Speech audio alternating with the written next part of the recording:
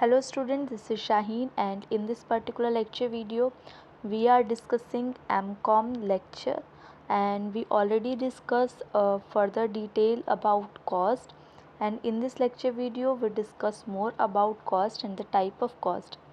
तो सबसे पहले इसको डिस्कस करने से पहले सबसे पहले हम लोग को ये पता होना चाहिए, अगर हम प्रोडक्ट के बेसिस पे कॉस्ट को डिवाइड कर रहे हैं तो प्रोडक्ट कॉस्ट कहते किसे हैं। तो स्टार्ट करते हैं। प्रोडक्ट कॉस्ट कौन सी कॉस्ट होती है? वो कॉस्ट होती है जो प्रोडक्ट के साथ अटैचेबल होती है। प्रोडक्ट अकर करेगा, प्रोडक्ट बनेगा तो कॉस्ट होगी, अकर करेगी। अगर तो प्रोडक्ट नहीं बनेगा तो कॉस्ट अकर नहीं करेगी। जैसे कि मटेरियल प्रोडक्ट के साथ डायरेक्टली अटैच है और इनडायरेक्टली डायरेक्टली। अगर मटेरियल अकर करेगा, प्रोडक्ट बन रहा है तो मटेरियल की ज़रूरत पड़ेगी, अगर प्रोडक्ट नहीं बन रहा तो मटेरियल की ज़रूरत नहीं पड़ेगी। लेबर की ज़रूरत पड़ेगी। लेबर की ज़रूरत कैसे पड़ेगी? लेबर अगर तो प्रोडक्ट बन रहा है तो लेबर की ज़रूरत पड़ेगी, अगर जो आपका प्रोडक्ट है वो नहीं बन रहा तो लेबर की भी ज़रूरत नहीं पड़ेगी। तो ऐसे ही जो मटेरियल है, लेबर है, इन कॉस्ट को हम क्या बोलते हैं? प्रोडक्ट कॉस्ट बोलते हैं, because they are attachable with the product. आगे पढ़ते हैं। ये कॉस्ट होती है इनको हम इन्वेंटोरिएबल कॉस्ट भी कहते हैं। क्योंकि because they are included the cost of product as work in progress, क्योंकि काम हो रहा है। सबसे पहले आपको पता है रॉ मटेरियल होता है, रॉ मटेरियल से क्या बनता है? वर्क इन प्रोग्रेस से क्या बनता है? फिनिश गुड्स सेल होने जाती है और सेल होने के बाद आपको वो इन कैश आपका कन्वर्ट होता है प्रोडक्ट। तो all manufacturing cost are treated as, जितनी भी मैन्युफैक्चरिंग कॉस्ट है उनको प्रोडक्ट कॉस्ट कहते हैं। तो होपफुली ये पैराग्राफ आपको समझ आ चुका होगा, इसके अंदर क्या क्या चीज़ों की बात की थी। कॉस्ट जो कि आसानी से एट्रीब्यूटेबल होती है टाइम के बेसिस पे, टाइम के इंटरवल पे हम जिसको डिवाइड कर सकते हैं उसको पीरियड कॉस्ट बोलते हैं, और प्रोडक्ट के एट्रीब्यूट्स के हिसाब से जिसको बांट सकते हैं उसको बोलते हैं product cost. These cost do not attach to product. अगर मैं डिफरेंस बताऊँ आपको प्रोडक्ट कॉस्ट और पीरियड कॉस्ट के बीच में, तो आप क्या बताओगे कि ये अटैच होती है, ये डायरेक्ट रिलेटेड होती है प्रोडक्ट के साथ, और ये अटैच नहीं होती, नॉट अटैच्ड। ठीक है, अटैच नहीं होती प्रोडक्ट के साथ। नेक्स्ट क्या बोल रखा है? These cost incurred for time period, ये टाइम पीरियड के हिसाब से बात करती है, ये टाइम के हिसाब से बात करती है, जबकि ये प्रोडक्ट के हिसाब से बात करती है। These cost are charge to profit and loss account, ये प्रॉफिट एंड लॉस अकाउंट में होती है, जबकि ये पूरा वर्क इन प्रोग्रेस, आपका raw material work in progress, finish goods, data turnover ratio type से बनती है। The example of period cost are, इसमें एग्जाम्पल कौन से दे रखे हैं? Rent of office building, salary, company executive. Period cost profit को अफेक्ट करती है, प्रॉफिट और लॉस अकाउंट में जाती है जब प्रोडक्ट कॉस्ट हो जाती है, उसके बाद after they are incurred, whereas जब हो जाती है, जो आपकी पीरियड कॉस्ट है वो जब अकर हो जाती है तो प्रॉफिट और लॉस अकाउंट में चली जाती है, जबकि product cost will affect profit only when they goods are realised, जब गुड्स आपका रियलाइज़ हो जाता है, कैश में कन्वर्ट हो जाता है, तब ये आपका अफेक्ट करती है, अदरवाइज़ अफेक्ट नहीं करती। उसके बाद 10 क्लासिफिकेशन और cost on the basis of product और पीरियड के बेसिस पे आप इसको समझ चुके होंगे। ना अगर मैं बात करूँ कंट्रोलेबल और नॉन कंट्रोलेबल कॉस्ट की, तो आपको वर्ड से समझ आ रहा होगा कि कंट्रोलेबल कॉस्ट वो कॉस्ट होती है जो कि कंट्रोल किया जा सकता है कुछ स्पेसिफिक पर्सन के द्वारा, लेवल ऑफ मैनेजमेंट के द्वारा। वेरिएबल कॉस्ट को हम जनरली हम क्या कहते हैं? Controllable by lower level of management. जो वेरिएबल कॉस्ट है वो lower level of management control कर सकता है। जैसे कि कॉस्ट ऑफ रॉ मटेरियल कौन कंट्रोल करेगा? वो परचेजिंग वो परचेज डिपार्टमेंट कंट्रोल करेगा। For example cost of raw material can be control by purchasing them in bulk quantity. आप बल्क क्वांटिटी में ख़रीद रहे हो, स्मॉल क्वांटिटीज़ में ख़रीद रहे हो, तो ये कंट्रोलेबल सिचुएशन हो जाती है। अनकंट्रोलेबल कॉस्ट कौन सी होती है? वो कॉस्ट होती है जो कंट्रोल नहीं की जा सकती कुछ स्पेसिफिक पर्सन के द्वारा, जैसे कि फैक्ट्री का रेंट, मैनेजरियल की सैलरी। फैक्ट्री का रेंट पे करना ही करना पड़ेगा, आप उसको कंट्रोल नहीं कर सकते। लेकिन अगर आप कंट्रोलेबल कॉस्ट की बात करो तो एक एग्जांपल आपका आ जाता है रॉ मटेरियल, जो कि बल्क में ख़रीदना है, स्मॉल क्वांटिटीज़ में ख़रीदना है, these are the controllable cost. फिर एक कुछ और चीज़ें हैं, जैसे कि similarly when one moves to higher level of management in the organisation, more and more cost becomes controllable. जब आप आगे आगे लेवल पे बढ़ते जाते हो तो ज़्यादातर कॉस्ट जो है वो कंट्रोलेबल हो जाती है। Sometimes classification of cost as controllable, non controllable will be discretionary matter of management में डिस्कशन होती है कि कंट्रोलेबल कॉस्ट, अनकंट्रोलेबल कॉस्ट होनी भी चाहिए, नहीं होनी चाहिए, और इन सब चीज़ों की बातें। तो ये कंट्रोलेबल और अनकंट्रोलेबल कॉस्ट की बात हो गई। अब हम बात करते हैं on the basis of relevance to decision making. Decision making में कौन सी कॉस्ट काम में आनी चाहिए और कौन सी कॉस्ट काम में नहीं आनी चाहिए, इनकी बात करेंगे। जो डिफरेंस होता है टोटल कॉस्ट में among the various alternative is termed as differential cost. Different items में डिफरेंट कॉस्ट इन्वॉल्व होती है, तो टोटल कॉस्ट जो अलग होती है दूसरे अल्टरनेटिव्स में, उसको डिफरेंशियल कॉस्ट बोलते हैं। इन अदर वर्ड, दूसरे शब्द में बोलूँ तो डिफरेंशियल कॉस्ट वो रिजल्ट होता है of change in total cost from an alternative course of action. If the change increases the cost, it is called incremental cost, and the change decreases the cost is called decremental cost. अब इसको समझना कि कहने का मतलब क्या है इसका। ये कह रहे हैं डिफरेंशिएबल कॉस्ट कौन सी होती है। जैसे कि मान लो पहले मैं ए प्रोडक्ट बना रही थी, मैंने इसमें कुछ चेंजेस किए जिसकी वजह से ए के चार्जेस मान लो 200 हो रहे थे। ए बन रहा था, जो प्रोडक्ट है वो 200 रुपये का बन रहा था पहले। अब मैंने उसमें कुछ चेंजेस किए, चेंजेस किसमें किए? कॉस्ट में, तो उसको मैंने डिफरेंशियल कॉस्ट बोला। अगर तो इस चेंजेस की वजह से कॉस्ट बढ़ी तो इसको मैं इंक्रीमेंटल बोलूँगी, और इस चेंजेस की वजह से कॉस्ट घटी तो मैं इसको डिक्रीमेंटल कॉस्ट बोलूँगी।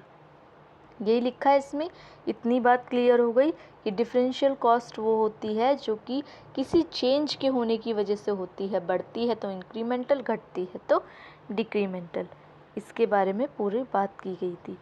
नेक्स्ट की बात मैं करूं तो the difference in total cost, जो टोटल कॉस्ट में बदलाव आता है बदलने, कोई भी मेथड ऑफ प्रोडक्शन बदलने की वजह से, जैसे कि मैंने सेल्स वॉल्यूम बदला, प्रोडक्ट मिक्स बदला, कुछ बाय करने का डिसीज़न, जो भी डिसीज़न बदला, तो उसकी वजह से जो चेंजेस आते हैं।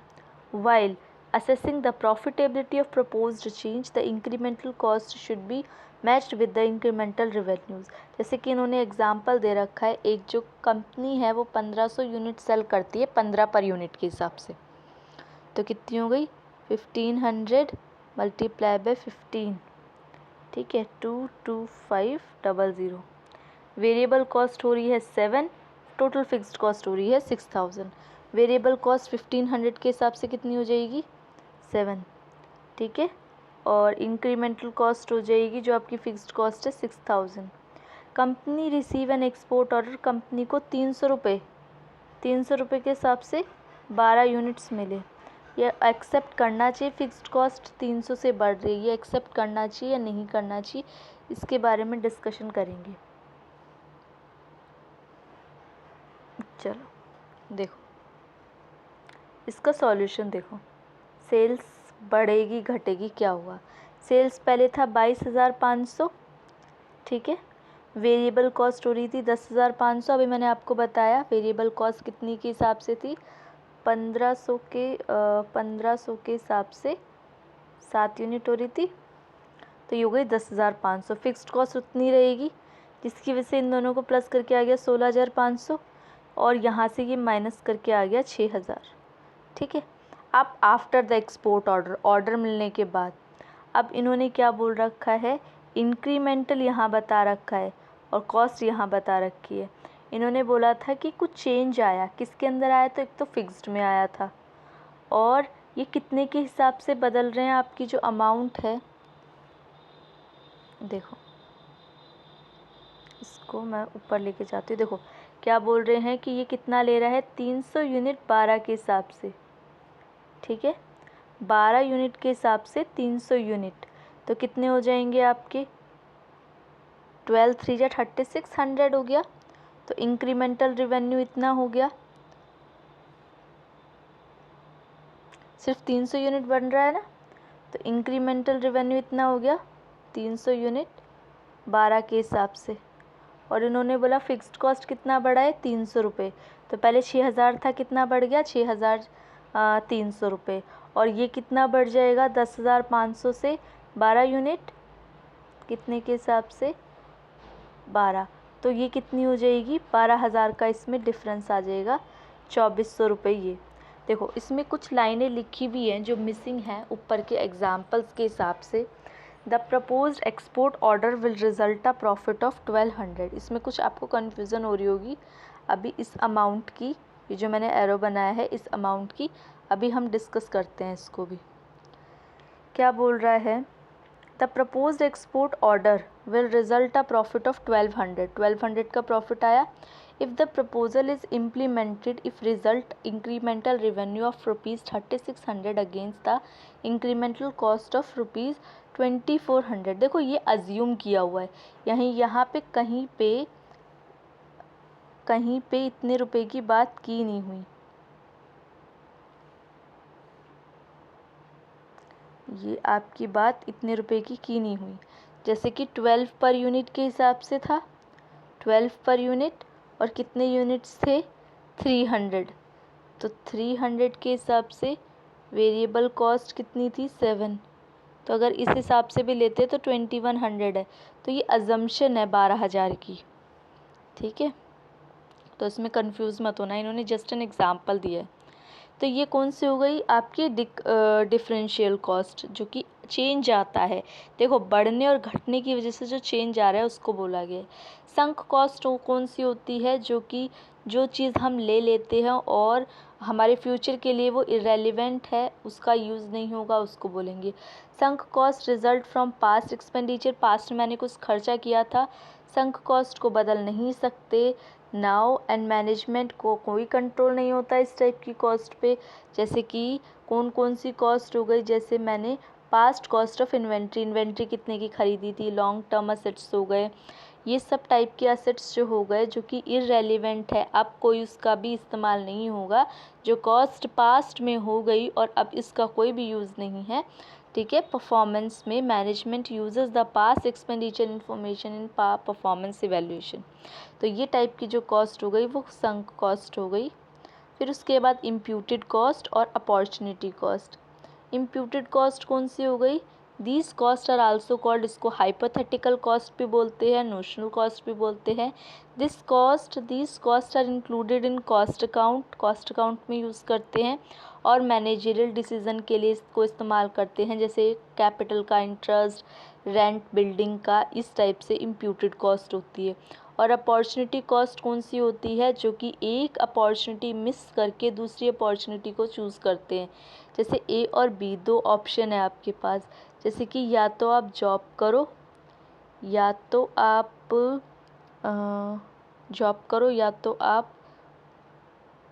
एमकॉम करो, दो ऑप्शन है।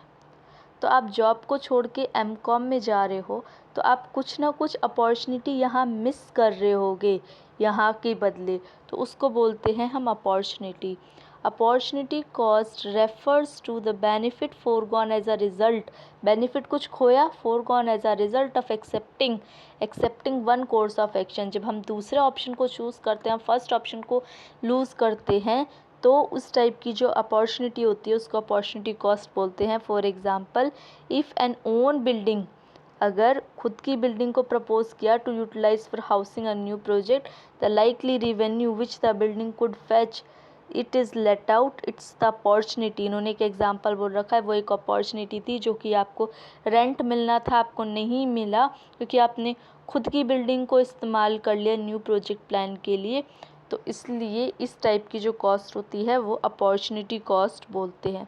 अब कॉन्सेप्ट ऑफ कॉस्ट यूनिट और कॉस्ट सेंटर्स की बात नेक्स्ट लेक्चर वीडियो में करेंगे। तब तक आप चैनल को सब्सक्राइब करो, शेयर करो वीडियो को एज मोर एज पॉसिबल, और आप लोगों से मिलेंगे नेक्स्ट लेक्चर वीडियो में। Thank you for watching and be happy.